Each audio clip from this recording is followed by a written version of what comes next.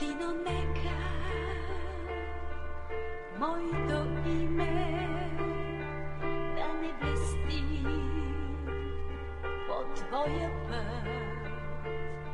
Аз бях от тез, които винаги добре познаваха гласът на твоята съдба, съдба голяма, на твоята радост, радост и печал.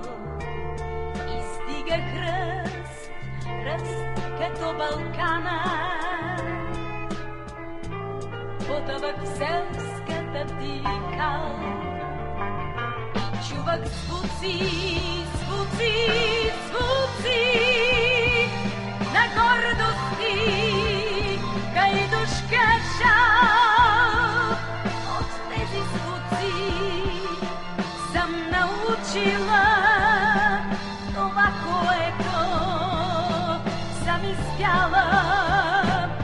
И чувам звуци, звуци, звуци на гордости, кайдушка жал.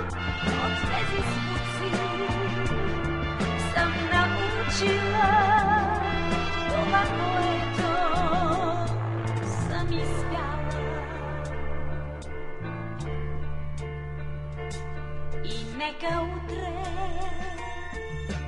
то заглъхне, и нека то да отзвъни, когато твоята кал изсъхне от слънцето на нови дни. Не знай на нека